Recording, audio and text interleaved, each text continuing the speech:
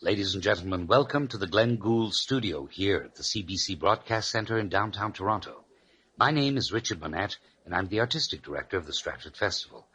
I would like to invite you to take a seat as we bring you Tony Award-winning Brian Bedford in his one-man show, The Lunatic, The Lover, and The Poet, the third in the Bank of Montreal Stratford Festival series.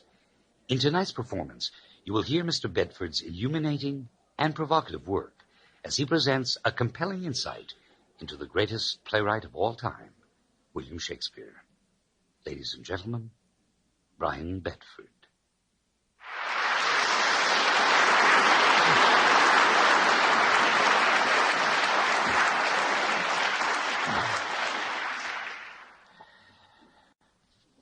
At the end of the Tempest, his last great play, Shakespeare, through the character of Prospero, announces his retirement from the globe stage. This bare island, he calls it. He then invites his fellow actors to his poor cell, where you shall take your rest for this one night, which part of it I'll waste with such discourse as I not doubt shall make it go quick away. The story of my life. William was the Shakespeare's third child, but the first to live beyond infancy. His father couldn't read or write, but he was a successful glover and a member of the local town council, so that the boy's domestic life, eventually shared by two brothers and two sisters, one called Joan, was comfortable. In Love's Labour's Lost, he evokes the springs and winters of his early life in Stratford. When daisies pied and violets blue and lady smocks all silver white and cuckoo buds of yellow hue do paint the meadows with delight. The cuckoo then on every tree mocks married men, for thus sings he, cuckoo, cuckoo, cuckoo. Oh, word of fear, unpleasing to a married ear. When shepherds pipe on oaten straws, and merry larks are ploughmen's clocks, when turtles tread, and rooks and daws, and maidens bleach their summer smocks, the cuckoo then on every tree mocks married men, for thus sings he, cuckoo, cuckoo, cuckoo. Oh, word of fear, unpleasing to a married ear. When icicles hang by the wall, and Dick the shepherd blows his nail, and Tom bears logs into the hall, and milk comes frozen home in pail, when blood is nipped and ways be foul, then nightly sings the staring owl, doo, doo, doo, a merry note, while greasy Joan doth keel the pot. When all aloud the wind doth blow, and coughing drowns the parson's saw, and birds sit brooding in the snow, and Marian's nose looks red and raw, when roasted crabs hiss in the bowl, then nightly sings the staring owl, doo, doo, doo, a merry note, while greasy Joan doth keel the pot. Shakespeare's father had a natural taste for the drama, and when he became mayor of Stratford, William was 5, he licensed for the first time in the town's history visits of strolling players, usually companies of 6 mysterious men who sang, danced, and played between them up to 30 parts of both sexes in plays with religious or classical themes. These visits, at this time the nearest thing to professional theatre in England, were infrequent, but amateur performances were produced regularly on the many feast days and holy days.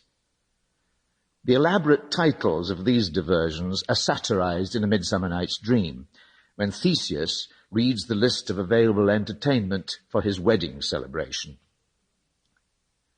The battle with the centaurs,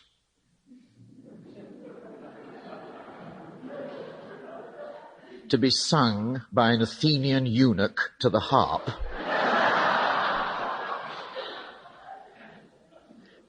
We'll none of that.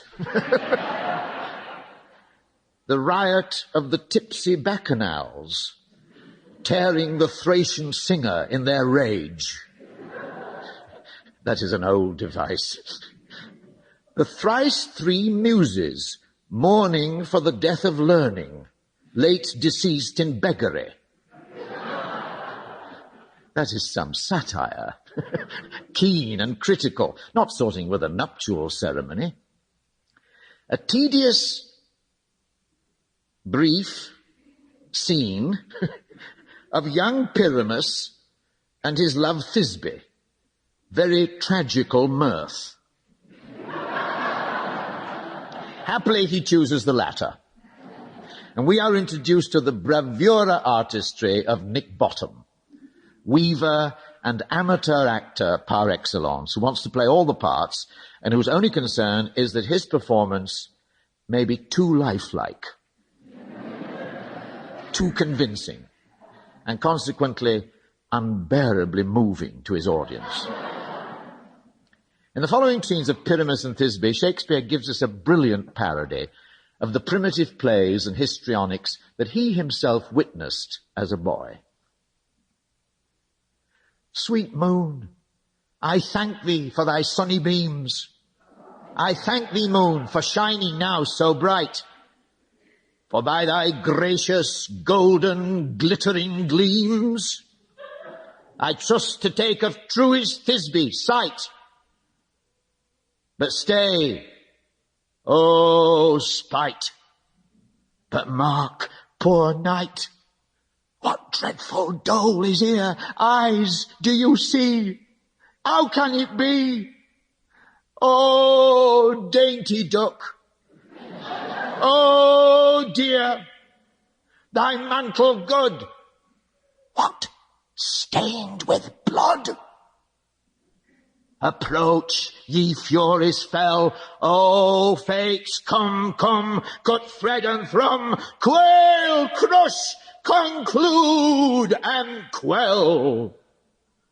Oh, wherefore, nature, didst thou lions frame, since lion vile hath here deflowered my dear, which is, no, which was, the fairest dame that lived, that loved, that liked, that looked with cheer. Come, tears, confound, outsword, and wound the pap of Pyramus, aye, that left pap, where heart doth hop. Thus die I, thus.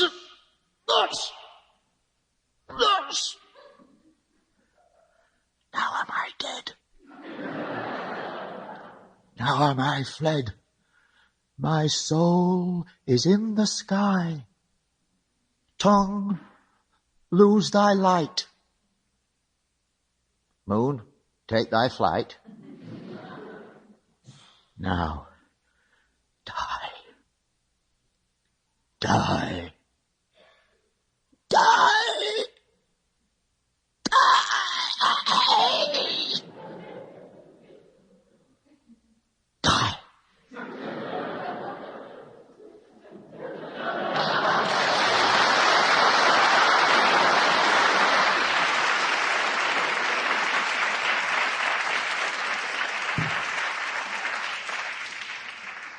At the age of 7, William started creeping like snail unwillingly to the local grammar school, where from 6 in the morning till 6 at night he studied Latin. Consequently, his opinion of academic learning was always derisive, and the Latin quotations in his plays copied straight out of his school textbook. English, considered an inferior language, was not on the curriculum. And with the exception of Chaucer, there was virtually no English literature, so that if he eventually developed a love of his native tongue, it was through the gossip, riddles, and wordplay of everyday life in Stratford, and the occasional theatrical treat. An exceptional and obviously memorable treat was at the age of 11 being taken to Kenilworth Castle, where in honour of Queen Elizabeth's visit, the Earl of Leicester had organised an elaborate pageant, during which he proposed marriage to the Queen. The non Sample complete. Ready to continue?